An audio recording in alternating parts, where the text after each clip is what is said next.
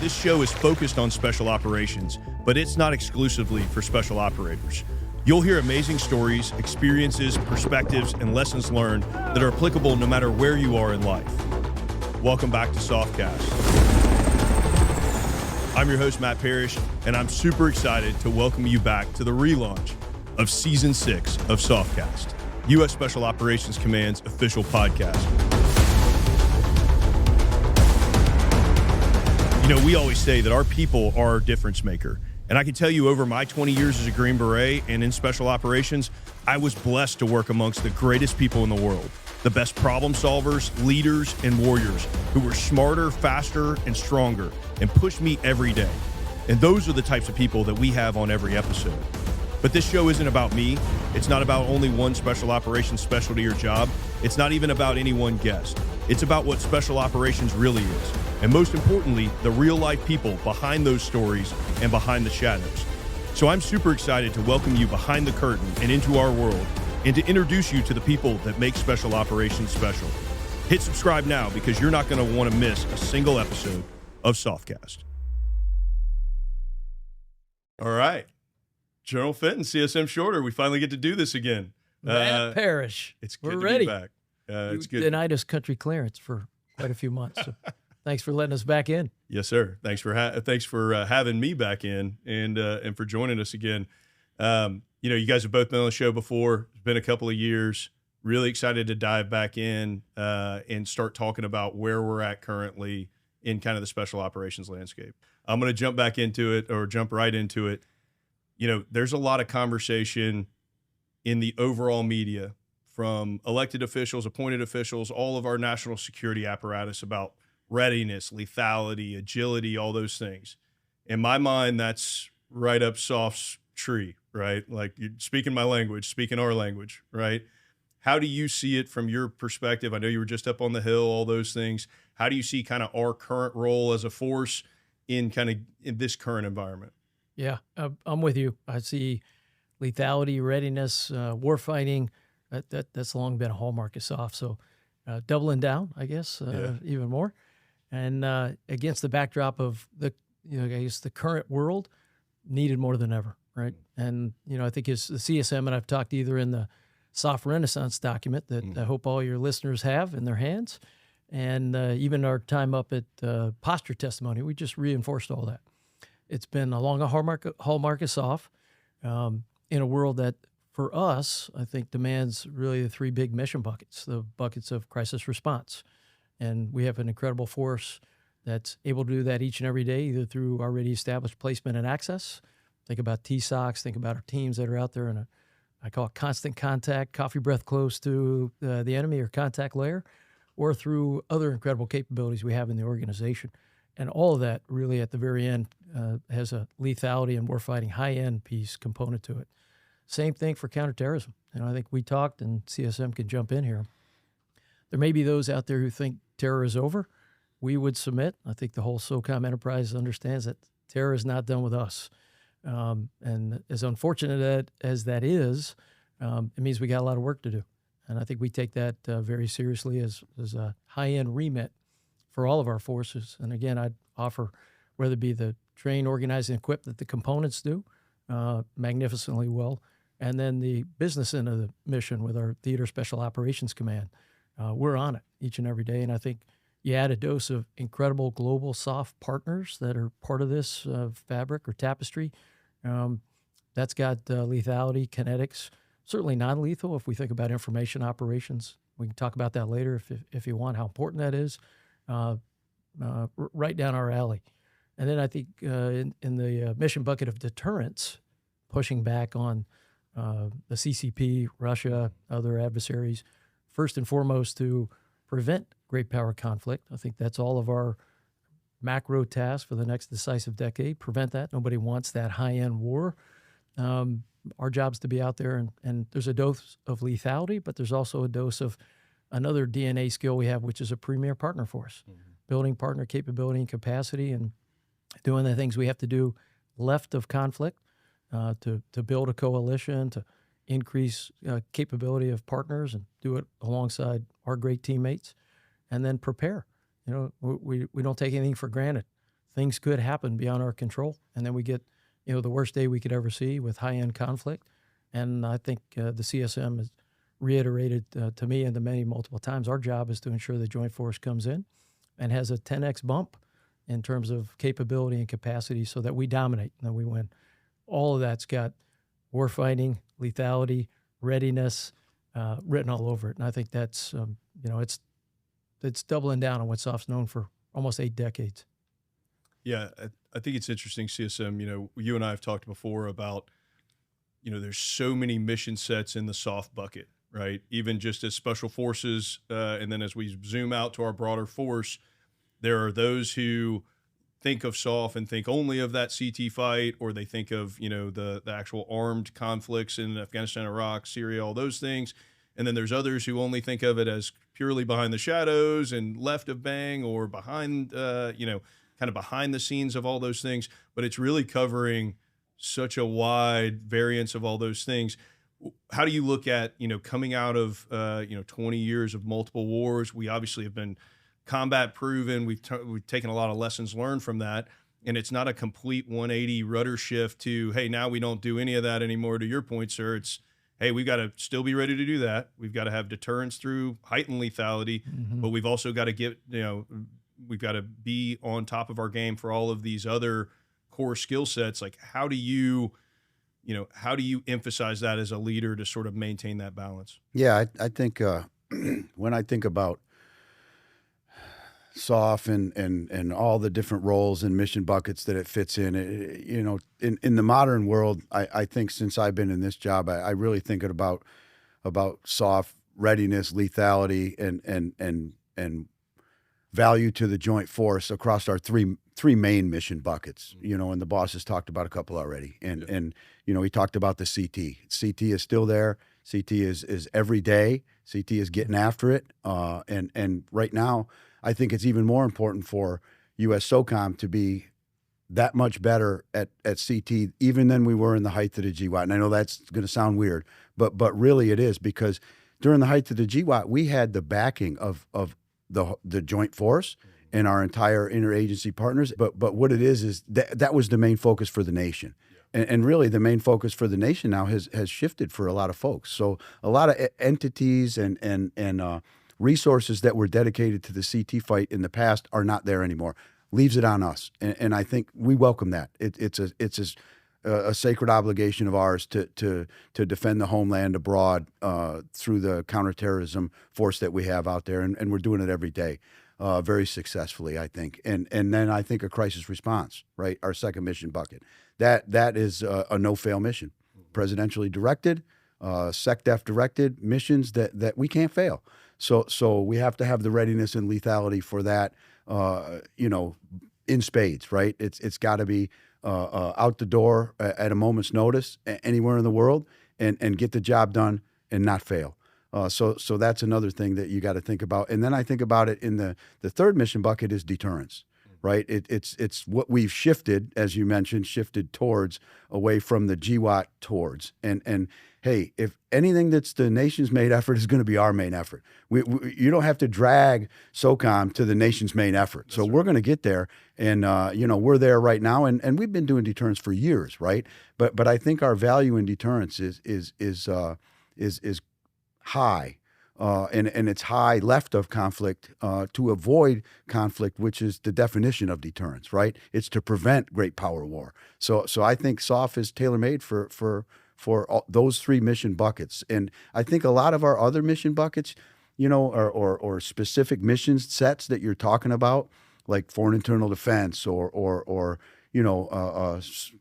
security force assistance, they fall under those three mission buckets, and we're still experts at those. But it's how do we use those to get after those three main missions that I talked about? What do you think, boss? Yeah, and double down on all that for sure.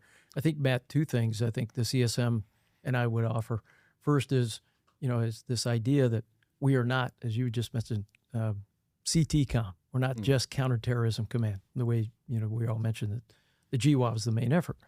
But even during that period of time, we carried on the traditions of deterrence, of building partner capability and being in places like Ukraine since 1994. We didn't get there in 2014.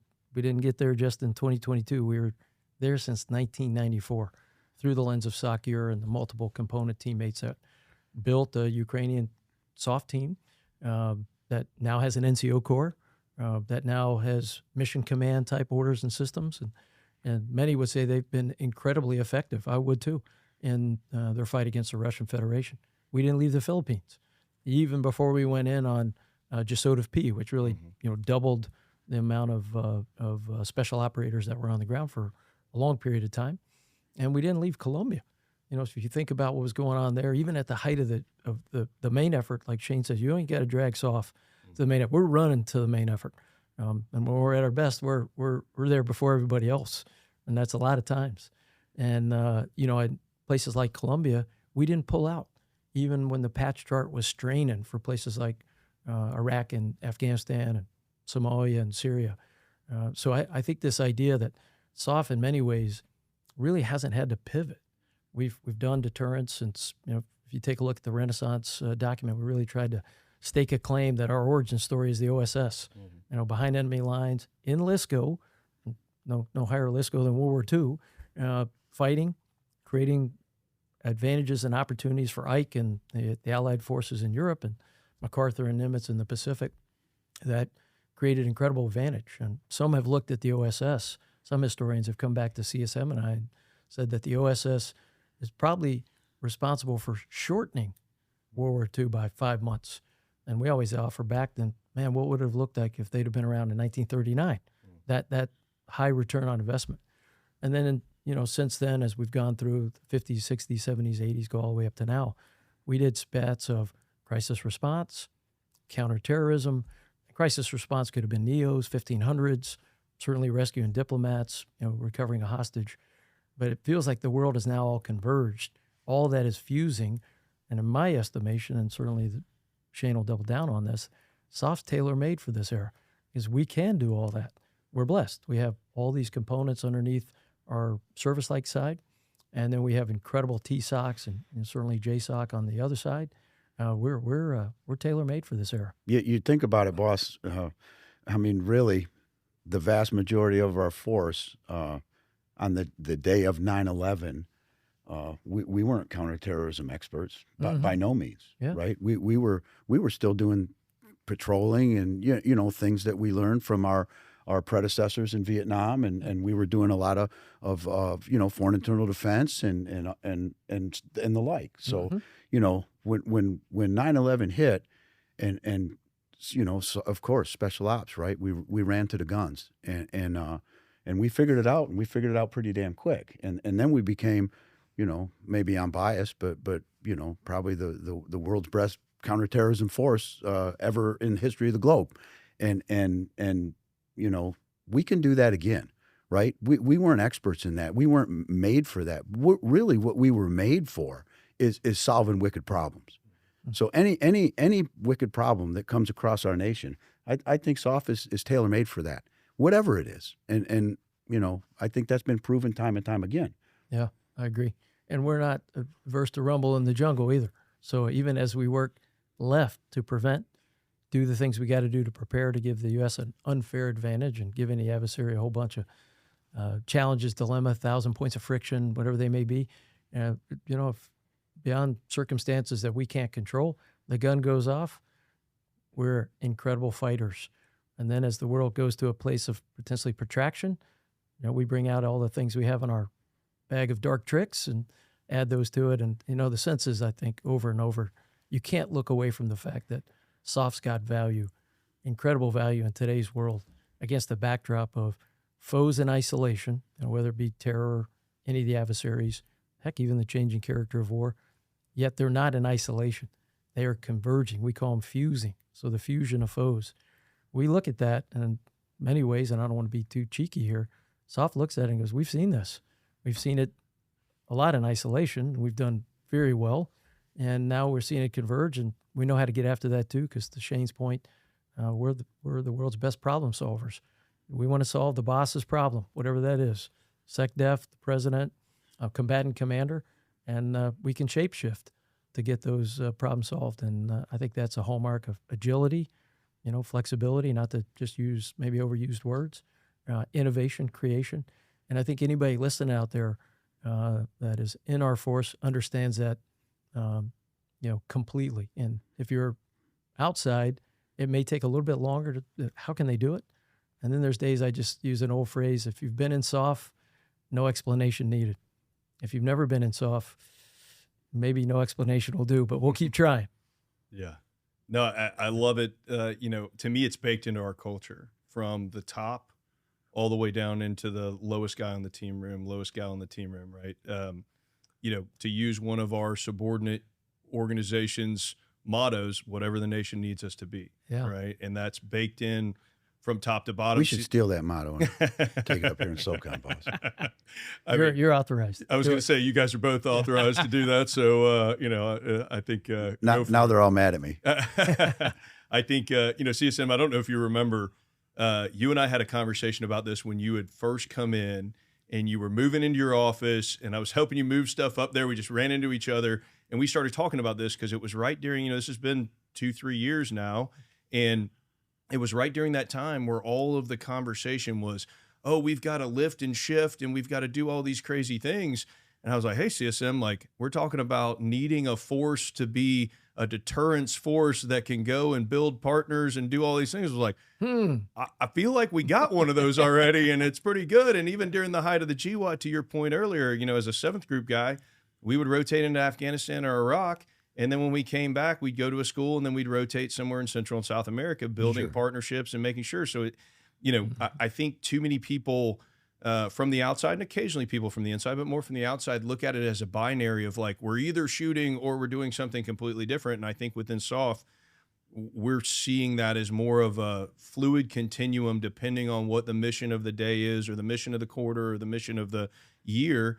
And it's not oh man, I got to totally figure out what I'm doing because we've never done this. Like we're training on all those things, to your point, it's not agility of like, suddenly today you're going to come and say, hey, we got to be agile. It's like, no, hey, we just got to maintain the understanding that one day I might need you to go do this and be very CT focused. And 3 months, 6 months from now, I might need you to be completely the opposite. And, as we talk about that, you guys have both hit partnership, right? It's one of the things that I think is really baked into our DNA as well. It's getting in with partners. And, to me, our deterrence value statement is we can either be your best friend in the world or we can be your worst enemy, right? And I think SOF embodies that from top to bottom. How have you guys seen, not only obviously through your careers, we've both talked independently on your own episodes about how you saw partners, but, as you're now globally going and talking to different partners and seeing our guys and gals out in the force, building these partnerships, what's really stuck out to you about the importance of that and how we're doing at it? Well, for me, growing up a Green Beret, right, and being an element that focuses on partnered operations, it was second nature to me. But what kind of shocked me, coming to this level,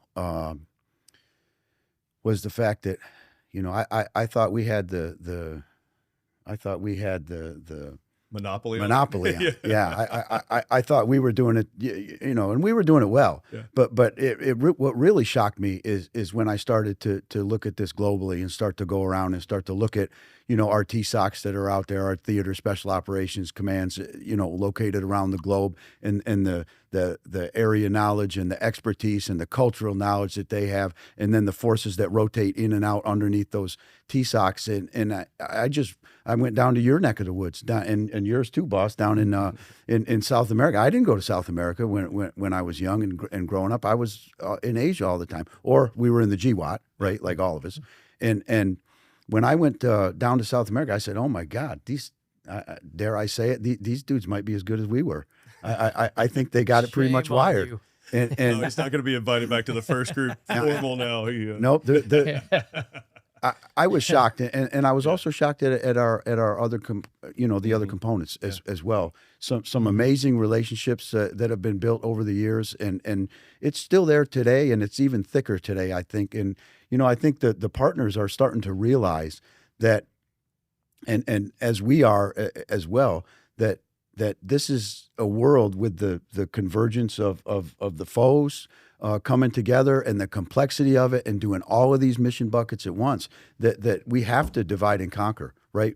No one nation can win this thing. It's gonna take partners, and it's gonna take all of us rowing together to get this thing done. And I think that we see it in spades today, boss. I mean, look at how many nations we got coming to SOF Week. Yeah. Think about that, right?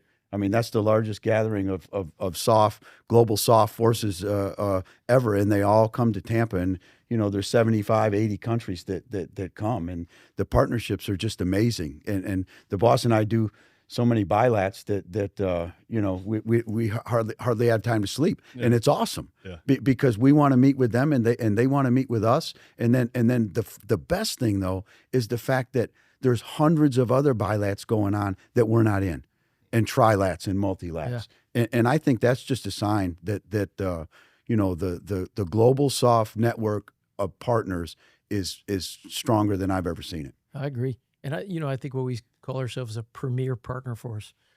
We're talking about all the components and all the TSOCs and everybody in the organization.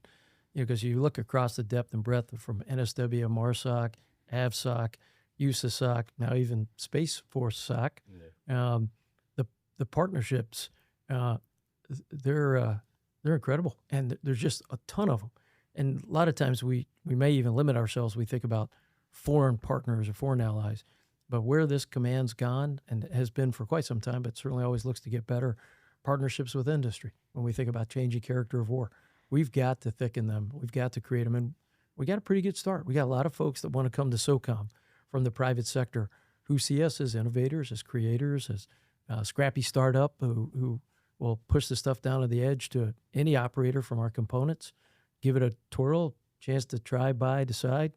We're discerning, we're impatient, we're needy. That's a pretty good customer base. I'd say academia, the work we're doing on brain health, folks are rallying around us as partners to really help us kind of move the needle and have science-based causation correlation on so many things we're struggling with. And then if you think about even partnerships across the interagency and the IC, I'd offer they're as good as we've ever seen them. We don't want to be complacent, take it for granted, but it's amazing that the tapestry, when we talk partner, of all that kind of falls out underneath that, and it's everywhere, and we depend on it. Yeah, I think part of what helps us in partnership is not only like it being baked into the culture as far as understanding their culture and all those things, but SOF has a bias for action, right? And when you're from the outside, you want a partner who wants to be in it as much as you do, right? And so for all three of those that you mentioned, industry, academia, and they're coming in and seeing, hey, the other side wants to get after it too, right? Like I'm not pushing on a closed door and it's like, oh, these guys, they don't really want to do any of this stuff. Like we're as hungry for that partnership as they are. And I think that's what really binds a lot of that is like, hey, in interagency as well. It's like, hey, you're pushing on an open door. Like we want that partnership too. And we've got a bias for action. And to your point, when you send a piece of kit down, the guys aren't going to just, hey, whatever, they're going to put it through its paces because they've got a bias for action. If you're on a team now, or you're a, younger SOF operator that's getting into this, a lot of times you start seeing these partnership interactions and you're like, okay, I really would rather just go do whatever else, is this really important, whatever. And I can tell you my favorite SOF stories are the guys and gals that we work with when we're, I can tell you as an E6 working with some of those folks that then they now have a SOF connection and they matriculate up their side of the chain of command. And, the funny story I like to tell is, the Minister of Defense of Hungary came and did a visit with you. And I saw the pictures and I was like, I was in the Q course with that guy. He was a major in the Q course and now he's the Minister of Defense. I'm like, where's Matt Parrish? Why is he not in awesome, here? And I think all of us as, as career SOF professionals, we have those stories where there's been some bond that was built on the range 10, 15, 20 years ago that now it's even stronger as those folks move up. And so I think we see that, to your point, sir, in sort of our international SOF partners as we've, we just celebrated the anniversary of SOCOM, and since that founding, we've seen incredible work on the partnership side with that. But to your point, there are folks that you're working with at a industry level where it might be the program manager for that thing that in 10 years, 15 years, now they either own that company or another one. And I think we're going to see all of those same things through academia, through the IC, all of those. And I think that is what, that is our value proposition in partnership it's not an add-on. Yeah. It is part of what we see as important each and every day, no matter where we go. Absolutely. I mean, if you think about maybe through the analogy of a climbing rope and tensile strength, and how many pieces of that you've got to have in there, that when you weave it all together, you get a rope of many colors, and you get various levels of strength and the ability or resiliency. Same thing. I mean, these all towards a bias for action outcome. Folks, I hope come to SOCOM and see exactly that. It's not just us three talking about it. Yeah. So we want to keep that going. And I think to anybody listening out there, whether they're in the components or in the TSOCs, or maybe they're from other parts of the ecosystem, don't absolutely, to your point, don't underestimate the power of that session you're having with a partner right now, at whatever grade plate, whatever MOS, skill rate, or specialty, for that to be a generational relationship that, with the speed of trust already pushed down because they know you know them, Q course, some level of training downrange, and exercise here or anywhere in the world, that's got outcomes that we may never see as the individual. Sometimes we do, like you just saw the Prime Minister of Hungary or the Chad or the teammate that came to visit. But we're seeing it everywhere. I mean, there aren't many nations that we go to where somebody in the top 5 has not been a special operator. Right. Or in a number of these nations, they are the head of state. And you don't forget your origin story as a human. If you came up in SOF, that's still afforded, great sway in whoever you are. And I think we'll explore some of that in SOF Week with some of our guests who are coming, who are heads of state. CSM and I are going to ask them questions, but it'll start with your origin story of SOF. How'd that impact you? How'd that affect you?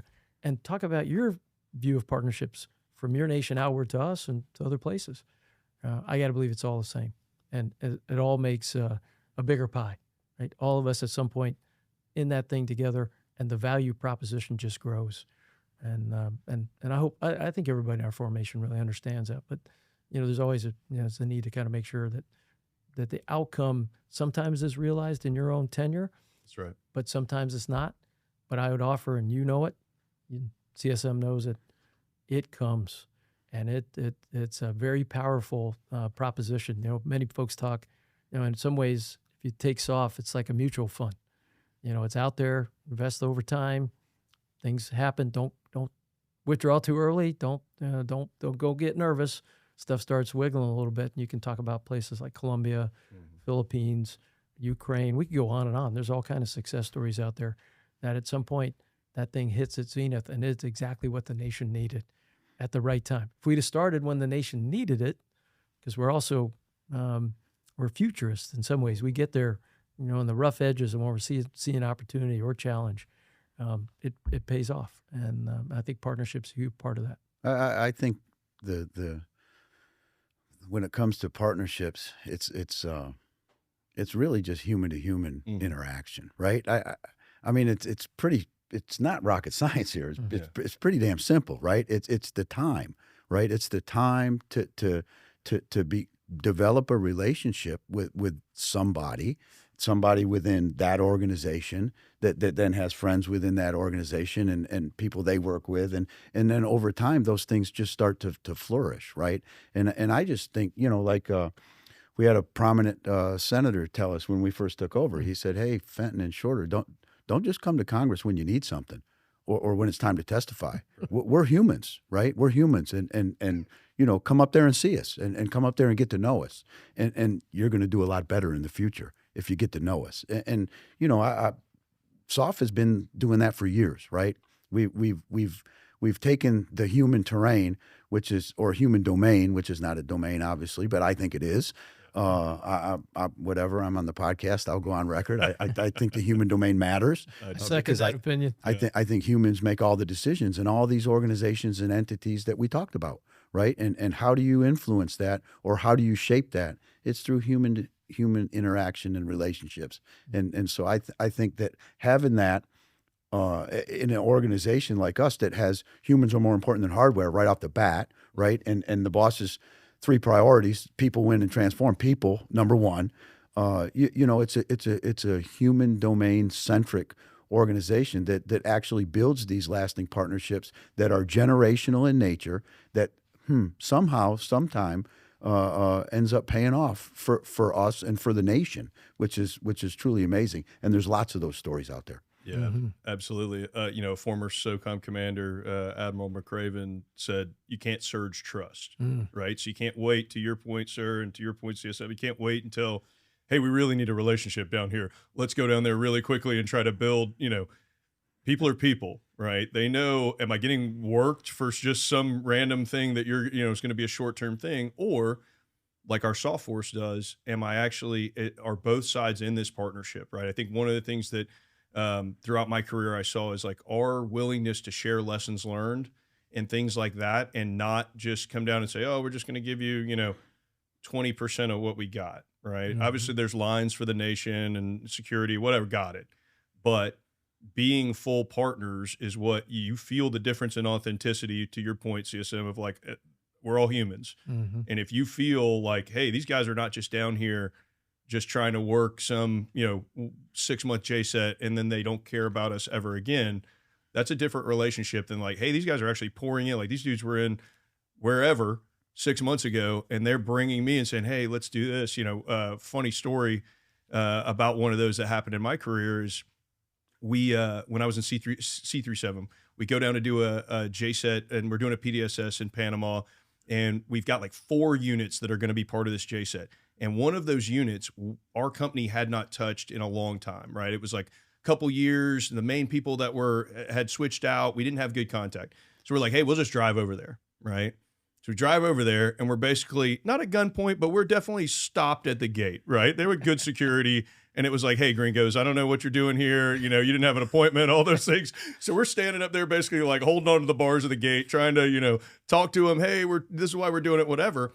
And through the gate, I see a guy walking who I did Forces Commando with, who we competed against each other. I was on the U.S. team and he was on the Panama team. I remembered his nickname. I yell at him. He turns around. Turns out he's the XO of the unit now. And 10 minutes later, we're having lunch with the commander and him in the office. The JSET goes over. And those are just little things that, like, it happens a million times a day in SOF. And it's because we'd built a real friendship over that time, even though we were competing against each other and all those things. But we probably wouldn't have got into that place if we wouldn't have had those relationships, right? Yeah. That's my one little silly story, but it happens every single day in our formation, which is incredible. Again, it's not a platitude. Just like readiness and agility and lethality are not a platitude for SOF. It's not like, oh, the mission of the day is this. Okay, let's go do this. This is baked into our DNA. Agree. It's what's assessed, selected, and trained from the top to the bottom. Right. I think when you saw that guy and you shouted his nickname out and he knew it was you, he immediately comes over there and the next thing you know, you're in there. But it's because it's not just because you spent the time down there. It's the quality of the time you spent. Right. You did Forces Commando with him, so you were sucking. Shared hardship. You were sucking with him. You were out there eating the same dirt and sweating the sweat and getting the scrapes and bumps and bruises just the same as they are. And I think that's the key to how SOF builds these relationships. Right. It's not just the time, which is important, but it's the quality of the time. And I think that's what builds the trust. If you aren't willing to do the same thing that they're willing to do day in and day out, just as hard as they do, and live in the same conditions and eat the same chow, you're not going to get the trust ever. If you're, driving it in and spending a couple hours with them and then going back and eating dinner at the hotel, well, they're out there, eating at the camp. So I think those kind of lessons, SOF has known those for years, right? They were taught to us generationally by the when I came in and was a young guy, all of these Vietnam veterans, they were teaching us that, and they were over there with the mountain yards and their partners, and they taught us, hey, this is how you build a partnership where it's so tight that you're both willing to lay down your lives for each other, and that's the relationships that are built. And then, like you said, down the road, those things might flourish, and you never know. The guy might be the chief of defense someday that you called out his name. Well,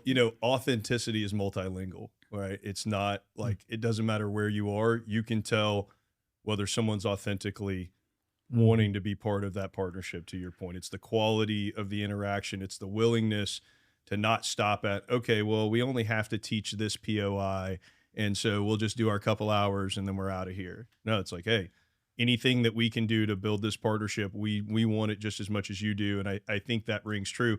You brought up a couple. Go ahead. And Matt, real quick, we hear those echoes, right? Yeah. Our teammates across the globe know the difference between transactional right. and generational relationships. And in others, not the United States, maybe adversaries, there's a sense that all that's really transactional. It's all for the benefit more often than not than for the adversary. I hope that it continues, and we thicken it, and I think we will, that our reputation is it's generational, right? That we're throwing against a shared problem set. Could be terror, could be something in terms of just building capability and capacity. And to your point and to Shane's point, hey, we're in it to win it, right? Everything we got, we're going into that stew. We're pulling a lot out. We learn a lot from our partners. We remind them of that there's things that they have an understanding, a tactile feel for in their region, in their country, in a certain part of the country that we don't know. And you can take really good skills, yet when you apply them against a terrain, that's a whole different thing. And with them, it becomes a lot better.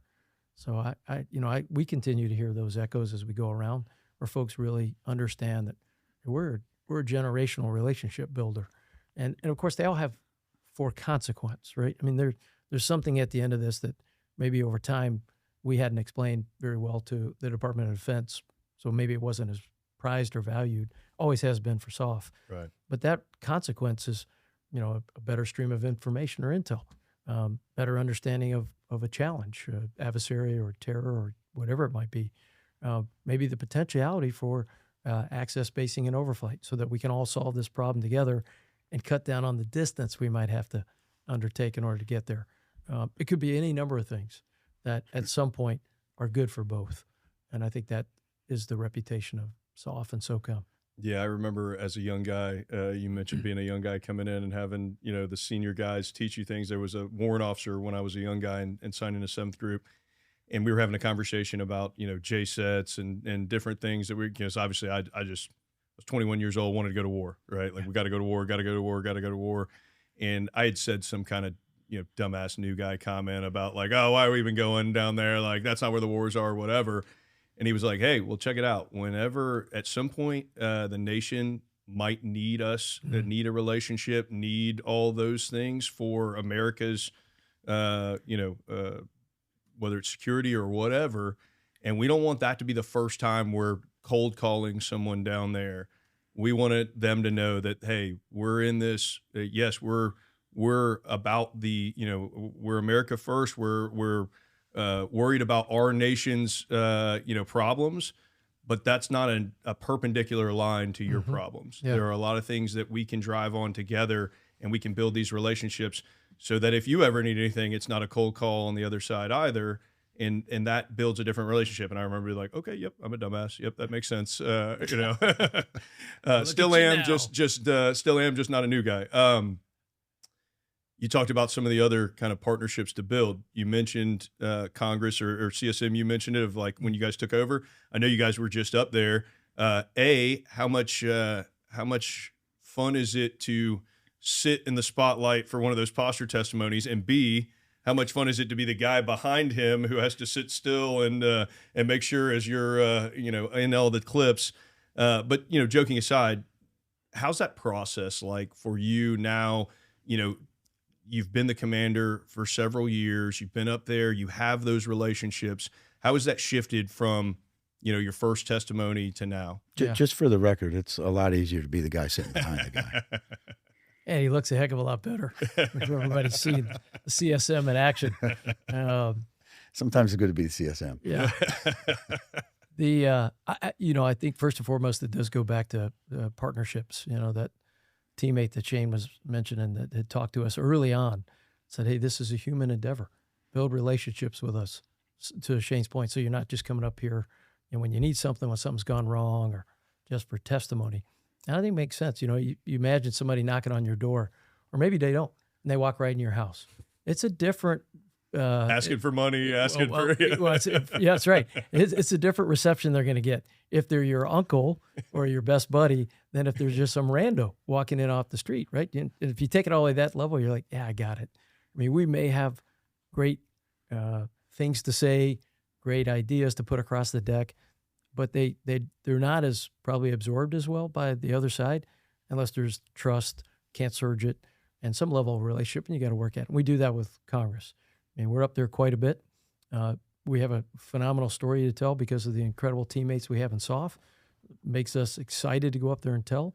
Anytime we can, we take teammates from the components or from the TSOCs with us, because there is nothing better than Shane and I just introducing teammate, sergeant, warrant officer, so-and-so, and just letting them go. And you know this. I mean, the secret sauce is our service members. I mean, and everybody wants to get a chance to feel I call it the yogurt in the belly and the cordite in the nose and hey, I was there. And nobody does it better than all of our incredible service members throughout the SOCOM enterprise. So I think that gives us a really good start throughout the year on going up and then telling the people of our nation what we've been doing. Nobody likes to be, in the spotlight and have 2 seconds to answer a question. It would be fairly complicated, I think, but we work real hard. Sure. And as you would imagine, just like you would wherever we've been, it's reps and sets, just different types. It's primary, alternate, contingency, emergency. We've all been, that's all been in our DNA since, we've been in our team rooms or in our squadron bays or wherever we all came from. But I think at the end of the day, we're very proud to tell the story of the SOCOM enterprise. And then we're not shy about asking for resources, as we know we do a lot, and we can do a lot more. And we make sure we try to come across the deck in a way we can in open testimony. We can add more details in a closed session, which we do. But at the end of the day, it's an obligation that the American people, I think, expect, just unique to the United States. We have lots of counterparts all over the world, and they don't have to do this. And they watch some days in awe about what we're doing up there, laying it out, how much we tell. And I just tell them, hey, that's who we are as a nation. Our incredible population and the taxpayers of this nation expect a lot out of us. And we're happy to tell them that we've met those expectations, maybe in some ways exceeded them. And, I think every year it comes around, we just make sure that we're back to, are the relationships tight? Do our elected leaders understand, A, what we've done, what we've been asked to do, and then B, the resources we need in order to continue to do that job. And the world's not getting any less, it's not getting any safer. It's not getting any less volatile. And as a result, to do more, either modernization or some level across the 3 mission buckets, we need resources, people and dollars. Yeah, well, and it's interesting as well. We see so many veteran SOF members that are now either in state legislature, up in Congress. Some of the appointees into the cabinet and those things have honed their skills in SOF, and that has propelled them into further leadership. And, I think it's one of the things that we talk about, everything we've talked about from the beginning when we sat down has been people, right? Because to your point earlier and to baked into our DNA, humans are more important than hardware. That's how we think about it. And we invest in that. That's not a bumper sticker. It's not something that we just say. We understand that, hey, we want to enable our people to be the difference maker while they're in. We also want to make sure that they're able to take those skills and those experiences and be able to invest back in the nation when they're post-military. We talked a lot about the lethality aspect. We talked a lot about the people aspect.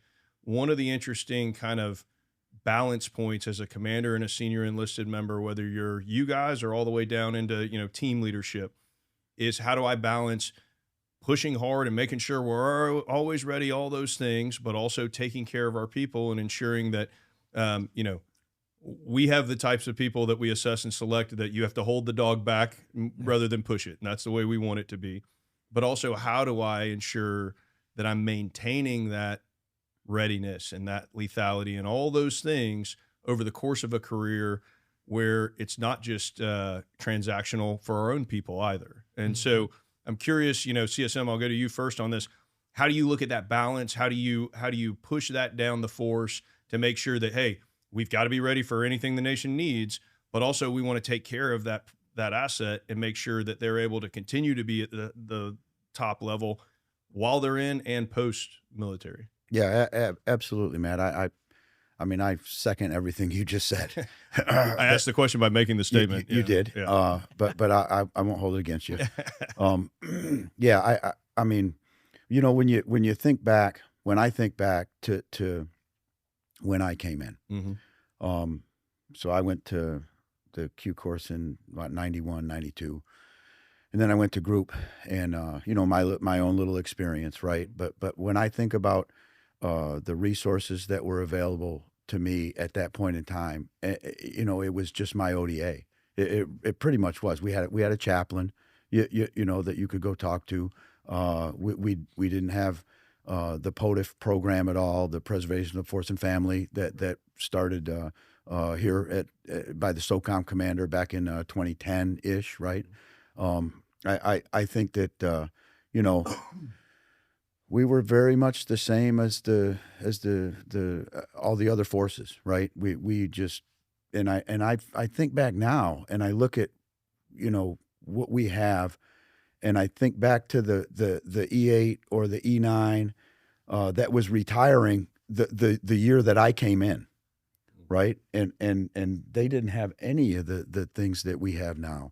So when I think of our preservation of the force and family, I think about taking care of our service members, and I think about longevity, and I think about life after the military. And, we've put a lot of money into them, and we want to get a lot of years out of them. And we want to be able to, send the best all over the planet to do the work that they need to do for the nation. But we also know they're all humans, right? And they're humans, and they have families, and they have problems, and they need, we need to provide the solutions. They've given us, the majority of their lives. And a big portion of every one of their days, right, is with us, and it's doing what we need them to do. And I think that SOCOM and the enterprise needs to give some of that back to them, right? It can't just be a one-way street. So I think looking at the POTIF program and the 5 pillars that we bring to the folks that we have are in my mind amazing. Now, is it perfect? Absolutely not. I don't think it'll ever be perfect. But I think, I'm one of the few generation now that's left, I think, in the boss, where we came in before there was anything. And now we see it where it is today. So that makes me even more of an advocate for it, right? Because I know what life was like when it wasn't there. And it was, you were on your own, right? You were on your own. And now it's not that way. So I'd like to think that we're doing a much better job now, and I'd like to, hope our operators and our folks out there that are in our force that are listening to this understand that hey, people are our priority, and these programs were developed by leaders like Admiral Olson and Admiral McCraven and General Votel and General Thomas and General Clark and now General Fenton, and the emphasis is there. We're on the Hill trying to get the money for it all the time. We want to grow it. We want to make it, keep it adapted to current change and new science, and bring in the most cutting technology and folks into this program. So anyway, I probably went on too far, but I think that when I think of the health of the force and longevity, I think of the POTIF program, and I'm just proud to be part of it. Trust me, I'm what is that old commercial? I'm not just I'm a user as well, yeah. Right. So I'm not just the owner, I'm a client. I'm a client. Yeah, I'm not just the owner, I'm a client. I'm not a paid actor. That's me. I'm an actual client. Well, I think it's baked into our culture, yeah, right? Which 100%. is what's interesting is now, because I came in before it was as fully stood up and all those things as it is now. And now you start seeing, towards the end of the time that I was on a team, you started seeing guys who were starting to become senior guys who they had only known that as the right answer. Yeah. And it just, you know the deal. When you show up to any of our SOF units, all you're trying to do is assimilate to whatever right looks like. And now if taking care of yourself and being ready for the long haul is what right looks like, now we're in a better place, and it just continues to build. 100%. And I think, even if you take, what is lethality, right? What is warfighting readiness? That, the way we've kind of unpacked it, Shane and I, is if you go backwards, it's a combination of readiness and trust, right? But a lot of folks talk about readiness as this homogenous word. It potentially means just go to the range and shoot, or get your free fall quals. Yeah. But it's all that, right? I think from the very beginning, it's the readiness that's inside the family unit, right? How do we onboard somebody and do way better than we did back in the day at bringing the family into what is a life of service? It's a life of sacrifice, and telling them it's, to Shane's point, it's symbiotic. You're going to give us a lot. We're going to give back. We probably not as much as the human gives us, but we're going to try to give back a whole lot. Some of that's in the family programs and the retreats, the great benevolence that surround us that weren't there back then. Then you think about to the service member, well, that's a relief, right? If you know your family's taken care of while they're sacrificing and serving, that's really helpful to see an organization that will invest in that. And then on the person, to your point, it's everything from PMT and shots and getting your record straight and making sure we get you promoted and taking care of all, pay and finance, all the way to, get your warfighting skills on. Do your individual, collective, and then unit level rehearsals, and off you go downrange to kind of do whatever we ask. And on top of that, to both your point, the POTF, which you all have covered and I won't, but also the work we're doing in brain health, right? Whether it be acute, like TBI, or chronic, like repeat exposure to blast. That's taking care of our team. And even against the backdrop of, you still got to be lethal. We still need you to be able to do the op that we need so that the nation is successful when we're called upon, via us being successful. Same thing on cancer. We're really, at some point now, pulling all the studies together to do a SOF cancer study that's got science-backed approach to say, do we have outsized, instances of cancer at large, or the unusual types? We owe that to the formation, who will absolutely always want to be lethal. So in many ways, I think you have to do both. We have to. I mean, it's not even a question. You've got to make sure that on the readiness side, as I've laid it out, plus more, we're doing that. We absolutely have to be lethal. And then I would offer, as somebody comes toward mid or maybe toward the end of the career, the work we're doing in transition, I don't even know, it's 100x more than I'd ever heard of when I was in. Yeah. The benevolence that come forward, and you all know them, that will take somebody on a journey to translate your skills that you've been in our command doing for so long to what it looks like to be on the outside world, help you develop an elevator pitch. The VA, the Chamber of Commerce folks will write resumes, they'll do LinkedIn posts, all that, so that you get out. It's not scary. It's not unknown, right? And folks are willing to do that, and we're blessed. The other militaries that we get the chance to be around, the other SOF partners, they are envious of this. And to Shane's point, we're not perfect. We always want to get better. Sure. But where we are now, I think, it is a sacred obligation to do both. Make sure that we can take care of our teammates and their families for longevity, for while they're in, and then when they go on to another part of I think the ancient Greeks used to call it the second voyage. When the wind comes out and the sails got to go down and you're hitting the oars, and that may be what happens when we go into the civilian world, which is probably scarier than any target anybody's ever hit in Afghanistan or Iraq. We've got folks out there ready to take us on that journey.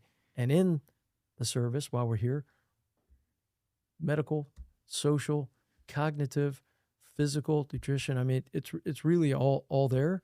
And it's our job, as the CSM mentioned, and you've talked about, to ensure Congress knows how much we leverage this. Mm-hmm. And at a point for a high-performance organization.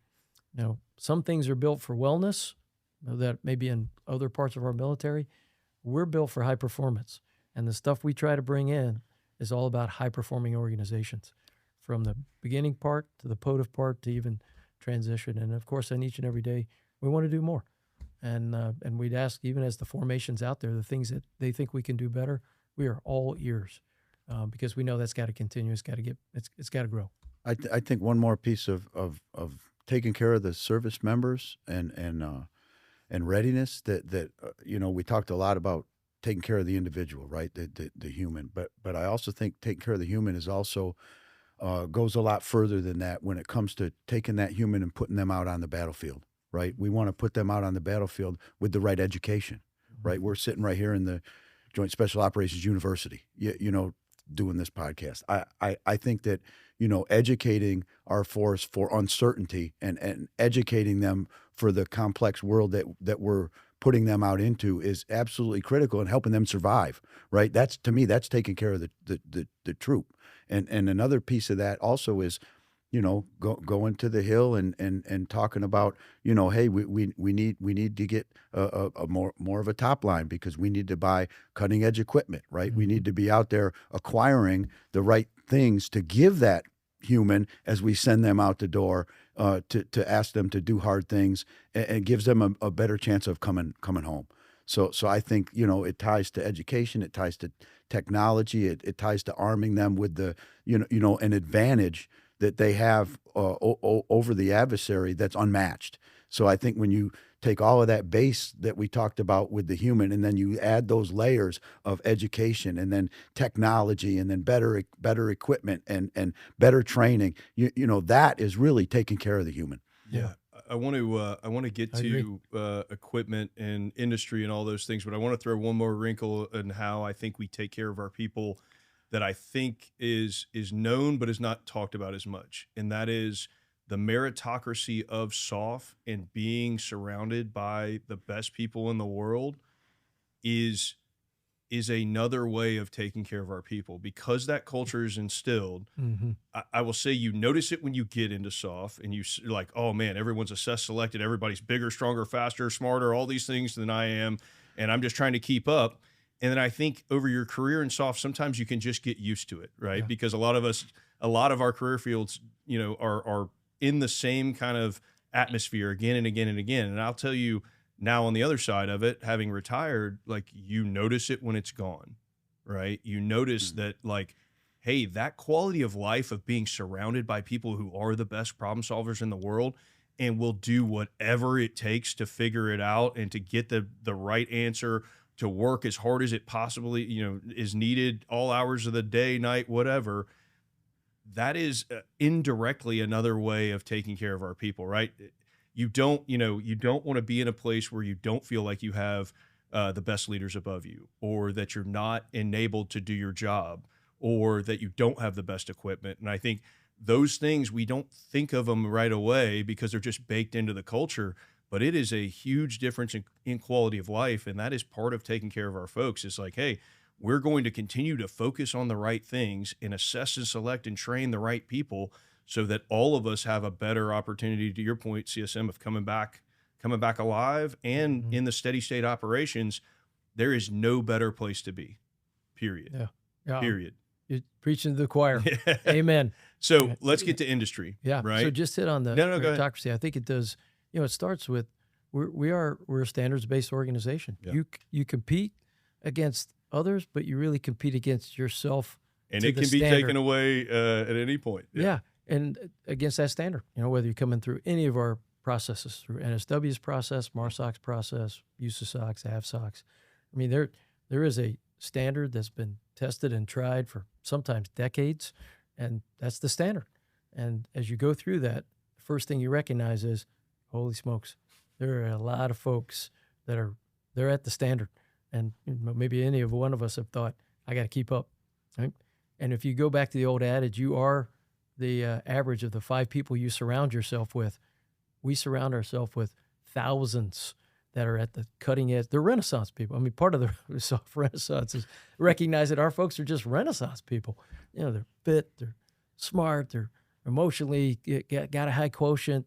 They want to learn languages, or they're the best at whatever they may do, whether it be our free fall or our underwater work or sniper. I mean, they're just amazing, and there's lots of them. It's a densely packed environment of excellence. And to your point, you absolutely are attuned to it for the, let's say the first couple of years. You're just, whoa. And then you got to kind of catch yourself from being desensitized to it. Complacent wouldn't be the word, because you, as a humans, you're still doing your damnedest to stay with the formation. That's, above and beyond. And so I almost think you swim in it so much until you don't have it, like you were mentioning. You don't really, you probably don't appreciate it as much as you could. But, if you go back to the average of 5 people you're around, that's probably a big deal out in, dare I say it, normal human life. That is like, you can go by thousands in our place. And it really takes, I think, each and every one of us to different levels than we were when we first stepped in this formation. We could all look back and go, holy smokes, my fill in the blank, 18-year-old self, 21-year-old self, whatever it was before you got steeped in this soft community. And there's days, I'll just slam myself, there's days I don't even want to think about the 18 and 21-year-old Fenton. I'm like, holy crap. But I'm blessed because being surrounded by you all, and as you hopefully you heard me say in testimony and the things we say again, our non-commissioned officer corps is the most incredible in the face of the planet, history of mankind. It is it's even hard to describe it. Back to the, if you're with it, no explanation needed. If you're not, none will do. But to see the standards, the proficiency, the competency, the candor, you got to prize that in SOF. And we just had a chance to talk to the U.S. Olympic winter sports team a couple, maybe a little earlier today. And they asked us about AARs and back briefs. And CSM got started, Shane got started, and he talked about, hey, you have to be ready for these things. These are not just all patting ourselves on the back saying we did a great job. Even if we did, they are ruthlessly transparent and ruthlessly candid. Mm-hmm. And when you go to places outside our organization and it's not like that, you're a little lost, because folks are celebrating things that we would look at and go, what are you talking about? That would get, I'll just use Team Leader Fenton back in the day, that would get me a butt whooping by the NCO Corps who was sitting there going, you think that's excellence? No, try again.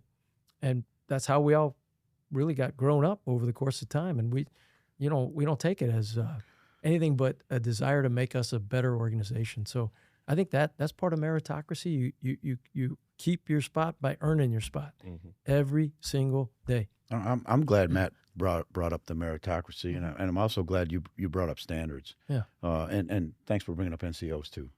Always. That's good. So Matt, you don't know this, but just recently, I'll give you a little example. The boss and I just went up to Fort Bragg, and we went out to assessment and selection course. Yeah. And first off, we were met by a SAR major who gave us the entire briefing. I mean, he had his company commander with him, who's a great guy. Don't get me wrong, but this guy gave us the briefing, and it was so funny because we get out of the vehicle and. You got the SOCOM commander, SOCOM CSM, and they're at the company level, right? Yeah. 04 and an E9. And he walks right up to us and he looks at the boss and he says, "Welcome to Camp McCall, roster 74." And then he looked at me and he said, "Welcome, roster 169." So they had our roster numbers from when we went through SFAS, right? I love it. And but thank God not our packets.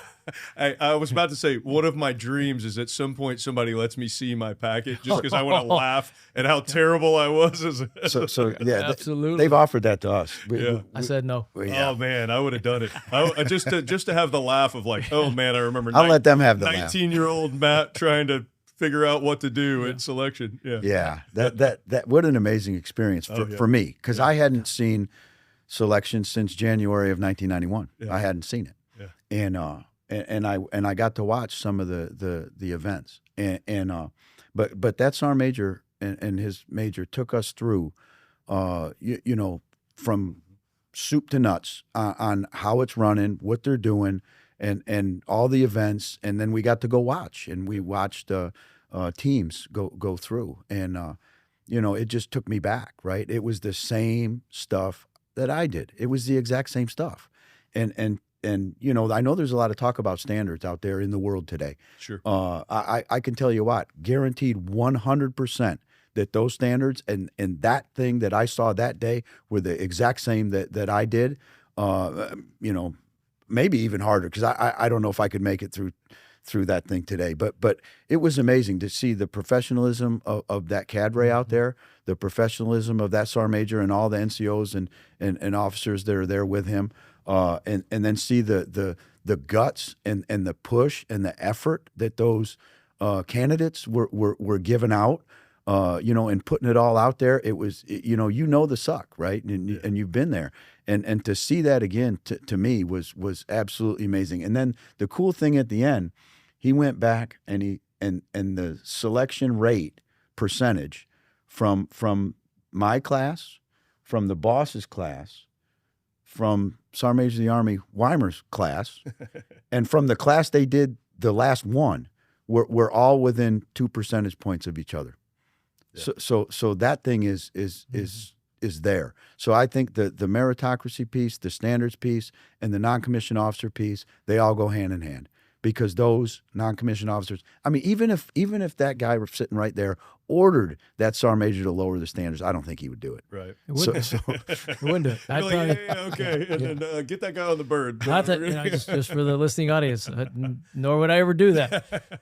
I'd be thrown over the transom. But I think, to Shane's point, and we blessedly get to see that in every component.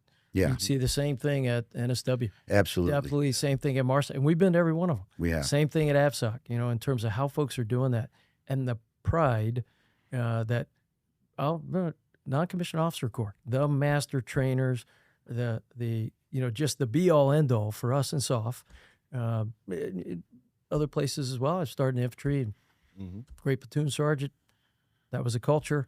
But it's 100x in SOF, and it's everywhere. Same teammates will step up. They might be a master chief, they may be a master sergeant, sergeant major. That thing is tight, and it is about you and the standard, and then teams and the standard. And I'd say it transitions into our formation. You know, our formation looks at it the very same way.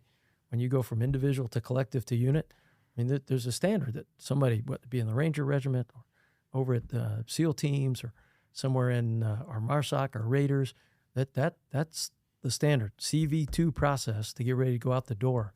It's got a standard. A lot of that SOCOM gets to help administer and be a part of. And who do we got? We got folks like Matt Rad, Sergeant Major. We got Sergeant Majors even here that are looking at that thing all the way down the pipe. And I think that's pretty damn incredible. Yeah, I think to both your points, one of the things that I have always loved about SOF and continue to love about it is good enough's never good enough, right? It's always, to your point of the AARs, it doesn't matter if we did 99.9% of that right. That's what we should do. Yeah. Now let's talk about that 0.1 and let's dissect that thing until that's right. Until we get it right, because good enough's never good enough. And I think, you know, that again, that's another cultural DNA thing that, you know, I've had times where someone from outside sat in on one of our AARs, and, you know, you normally do like the external AAR and then there's the internal AAR. And I've had a few where it was kind of crossed over a little bit. And afterwards they're like, are you guys okay? Like, no, we're great. Yeah. That's exactly what we want. Like from top to bottom. Yep. If I'm wrong at the top or I'm wrong at the bottom, I'm going to get chewed about it. And it's not because it's a hateful thing or a malicious or I'm trying to show somebody up. If everybody's pointing in the same direction and we're all trying to make sure that good enough's not good enough, hey, I'm willing to take all feedback and make sure that I'm continually earning it every day, 100%. You know, in the same vein, good enough's never good enough when we come to equipment, right? We always want the next latest and greatest thing. I want to get a quick kind of a little bit of a blurb about, you know, as we're getting ready for SOF Week, we mentioned it earlier, the industry partnership and all those things. You know, we are blessed to have partners that, to your point earlier, they want to work with us. We want to work with them. They are problem solvers as well. A lot of them have spent time in our organizations before getting into some of those things. How do you look at industry surging to these kind of next technology, you know, the evolution of warfare, but also specifically to SOF Week and that kind of partnership of SOF AT&L? You know, we had Melissa Johnson on. We've had some of these conversations. What's your lens on those type of things? Yeah. A couple lenses. First, and then Shane, jump in here. If you see something that you and I have talked about that's missing or just add, I think the first one is we have to communicate to industry and private sector what it is we're going after. Yeah. Right. Opaqueness doesn't help anybody. And there were, I'd offer, maybe a decade, maybe even a little longer ago, where, you almost felt like, hey, I'm good. I don't know if I'm allowed to talk to anybody that's outside our formation. Right. And I think it's a totally different ballgame now, especially in the way that private sector application of uncrewed systems, artificial intelligence, autonomy, all of that is having incredible sway in commercial land, yet it's got military application. And so number one is communication. Hey, here are our modernization priorities. Here are the things we see right now that we need. And here's where we're watching the changing and changed, probably ought to quit saying changing, the changed character of warfare in terms of the utilization of asymmetry, uncrewed systems, at scale, low price points, and us telling us this is what we need. And it could be in the air domain, land domain, maritime surface, subsurface.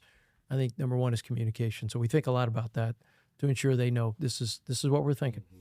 Number two, though, we tell them, hey, don't let that suffocate innovation. If you've solved a problem out there somewhere that we've described to you, we may not know what the requirement is. We definitely may not know what the widget should look like. Come talk to us, because there's rough edges of problems we're pretty good at solving, and then there's stuff the private sector probably has already conquered, and we don't have to recreate the wheel. We don't have time for that. I think third is, hey, we are blessed with our own acquisition executive. I mean, the CSM reminds folks all the time, hey, we're the only COCOM with a teammate like Mojo and our incredible PEOs and S&T and all the giant of the futures that really works hard right outside the gate at NT at the building across the street, and SOFworks. So we've got a pretty good ecosystem to help us kind of get after that, and making sure that we want industry to understand we want you everywhere. Come see us. You can come to our brick and mortar down in Ybor at SOFworks with the team. You can get behind the gate and come see us at AT&L. You can see our components across, all our camp spaces and stations. Visit our TSOCs. We are open for business. So, I mean, all to the end state of ensuring that our teammates have the cutting edge drones, rifle, vehicle, it doesn't matter, in order to kind of win against the changing character war and just the whole changing environment. I think the changed, I agree with you, boss. We should say changed. The changed character of war. It's kind of right in SOF's wheelhouse. Yeah. I think there's things that are needed that all militaries should have to win great power war, and those things are there, right? Maybe we need more, and we need to continue to evolve them. Yes, but then now what we're seeing in the change character of war is there's things that can be utilized against those things that are normal war fighting machines that aren't so normal. It's an asymmetric side. And I think that asymmetric side is where we need to dig in hard. Do I think we're where we need to be? Hell no, we are not. I don't think our industrial base is where it needs to be. But I think it's starting to come to light, and folks are starting to understand that if you looked at it as a ledger, we're doing okay on one side. The other side, we're behind, and we need to move out. And I think, when you look at the change character of war and how low cost, affordable, lethal mass is affecting capital assets, that's right up our alley. That's SOF. That's our partner SOF. And to me, that's the space that we need to be in. And we're there. We're moving there, and we got great relationships. And I think the future is bright. But I think, the pace at which we move is important. And I think that it's critical to our future to help balance that ledger between the symmetrical and the asymmetrical, and get that so we have a balanced fighting force as we move to the future. I think it hits at the heart of, the Carver matrix, the old idea that criticality, accessibility, all the way down to recuperability, and that idea that you could look at a dam and you're like, hey, I got to get that thing dealt with. Well, there's one way to pack it full of explosives. Feel free. Or there's an asymmetric way of figuring out where the turbine is and throwing a crowbar in there and let that thing seize up and it melts itself down. I mean, I think that's, to Shane's point, that's the asymmetry that's pretty natural to SOF, and making sure that private sector and these commercial elements know that's us. We want to be there with you, and that we're approachable. We can move at speed. We've got a much smaller force, and that we're joint by very nature. So you get something that works in SOCOM. I'll caveat, not an aircraft carrier. We're not doing bombers or fighters.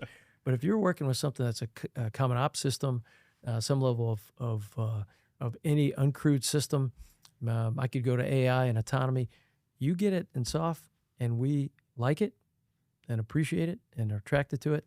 Others will be fascinated by it. And it's got a joint force application right off the bat because we're a joint force. Yeah. So I think when we talk to the private sector and industry that way, there's a high regard for SOCOM.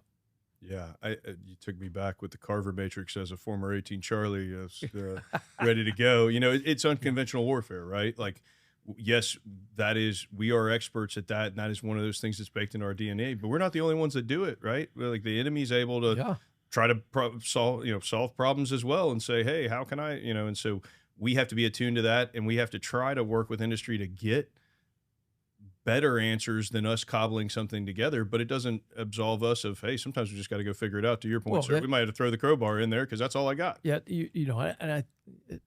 probably there are times when folks feel like we're right talking out both sides of our mouth, right? But I also go back to, maybe it was Ernie Tabata. Yeah, baby. Q course instructor, many others Legend. Of the Joint Force might have gone through their 18 Charlie demo. He used to have something that said, hey, look, you got to be able to hold two opposing ideas in your head at the same time, SOF, and not go crazy. These things got to co-join, and that's the definition, to Ernie's point, that's the definition of SOF intelligence. So one day you might have all the tech in the world, yet you got to then the other day operate in a degraded environment where something that now is HF, tin can and string, maybe a carrier pigeon, or you've got Geo, LEO, mesh network, HP, you've got MPUs, you got everything. I think the beauty of SOF is we know that we've got to go back and forth. That's the agility. That's the flexibility. That's the innate problem-solving piece of SOF. Now, we don't want our teammates down here on the tin can and a string side because we want to dominate. But, if that's the case, I'm very confident we can do it. Yeah, we're pursuing the stuff that's cutting edge, to Shane's point, at scale for a great price point. That adds to that ledger, as he mentioned, asymmetry for SOF and then for the Joint Force, so that we can win by 100x. We don't like to just win, right? It's win by dominating, because we recognize short, sharp wars, if that's the case, and we're not asking for that, but if it happens, that's where we want it to go. And then back to status quo and back to, okay, let's get this thing in a different, different part of the continuum. Yeah, and I think a lot of that's about the equipment. It's baked into our DNA, back to your trip up to assessment selection. We're going to give you the greatest vehicles in the world and all these exotic and exquisite tools when you get on a team, and you're going to train on all kind of cool things. But out there in the woods at Camp McCall, you're going to get a three-wheeled truck, and you're going to have to figure it out, because we want you to know from the beginning, hey, this is going to be a problem-solving organization. We want to see how you look at, okay, I got a bunch of sandbags, I got a couple wheels, I got a couple poles, and I got some lashing.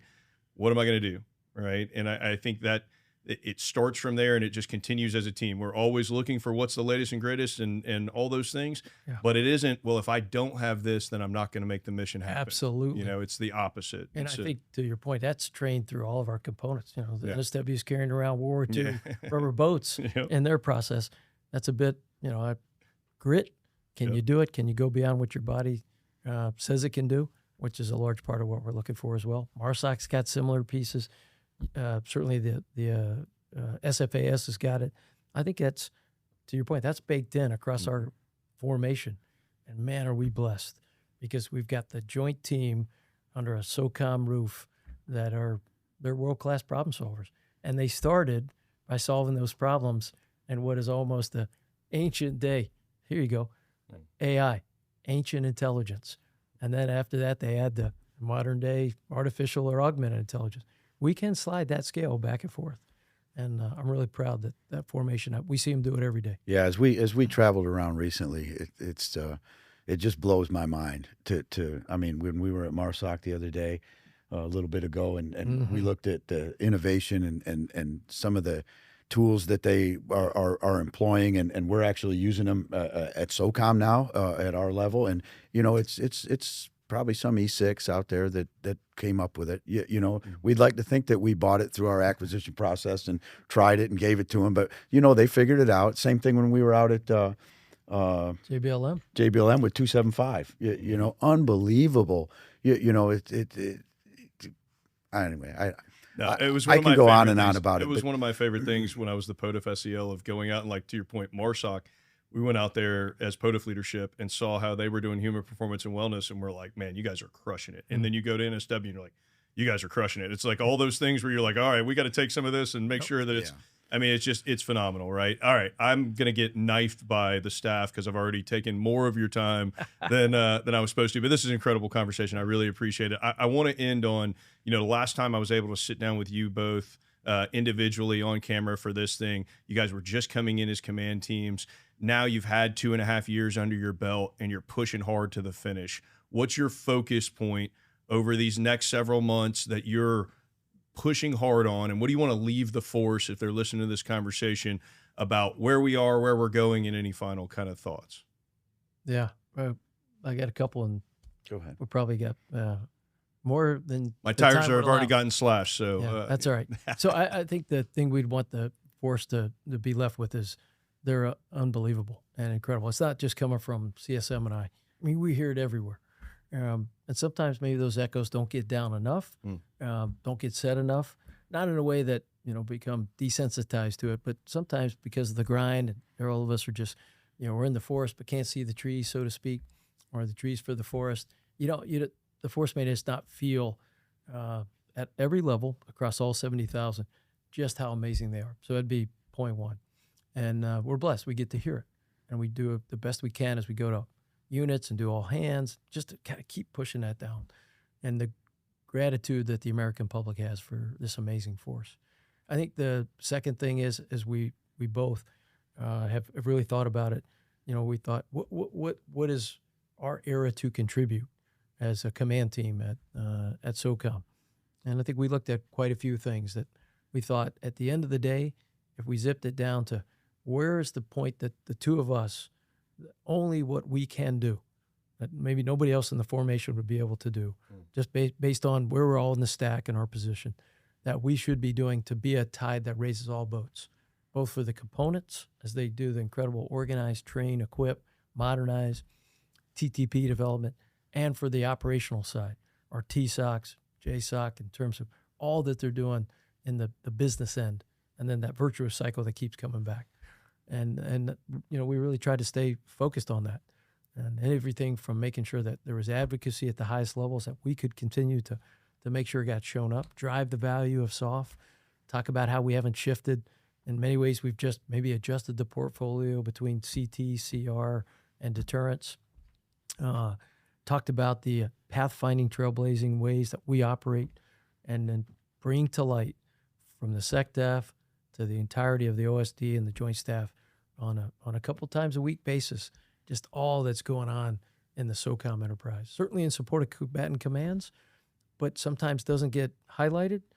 We wanted to make sure that got highlighted, because while we appreciate very much being quiet professionals, there's a line almost at some point where you can cross into silent professional, and folks are like, are you really doing anything? And of course, we know that is absolutely not the case. So bringing that to light would be a couple of things, but I'd pass it to CSM. Yeah, for sure. I agree with all of it. I think that